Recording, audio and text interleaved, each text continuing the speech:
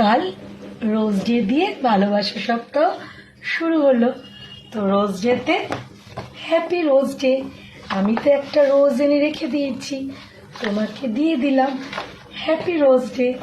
But তুমি যদি কাল আমার জন্য গোলাপ না আনো তাহলে কি না দে? চা না দে, টিফিন না দে, লাঞ্চ একদমই না দে, ব্রেকফাস্ট একদমই না দে, ডিনার একদম না দে। তাহলে যদি আমার রোজ ডে গিফট না পাই তাহলে কোনো কিছুই না দে।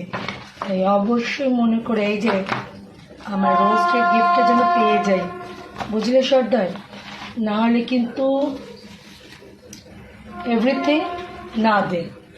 তো হ্যাপি রোজ ডে বর, তোমার জন্যে হ্যাপি রোজ ডে।